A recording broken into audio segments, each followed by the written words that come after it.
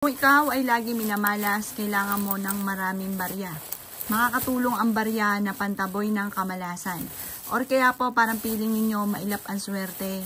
Ikaw po ay maghanap ng mga barya at makakatulong po ito para ang swerte ay mismo lumapit sa inyo. Magtatawag po ito ng maraming swerte, mga bossing. Ang kailangan lamang po ninyo ay hugasan nyo po ito, yung barya na gagamitin nyo sa pampaswerte.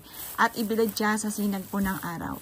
Kapag naibilad na po siya, sa umaga nyo siya gagawin ng alas 7 ng umaga.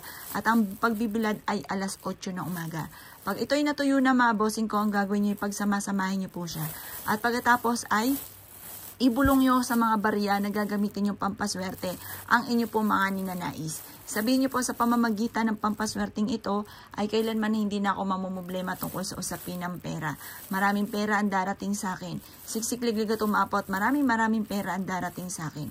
I-wish nyo na ang lahat ng inyong mga kahilingan na walang gamit na sana direct to the point. Pagtapos ka na mag-wish, mga bossing ko, isabog nyo po ito ng makailang ulit. Basta kada mag-wish ka, isasabog.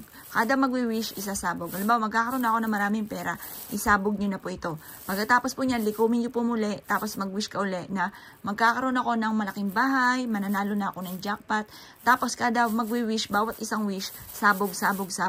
Ang ibig sabihin po ng laginsing o kalansing ng ating barya, yan po ay nagtatawag ng swerte at nagtataboy ng malas. Mainam na gawin nyo po ito na ikaw ay naniniwala at may positibong pananaw sa buhay.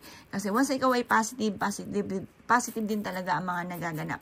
Lalo na tungkol sa usapin ng pera or pantaboy ng mga kamalasan. Kapag inisip mo na malas ka, lalong titindi ang mga kamalasan. Kaya i-reverse nyo ang mga nagaganap. Imbis na nakamalasan ay puro kaswertehan naman ang inyong iisipin at lagi-lagi nyong sasabihin.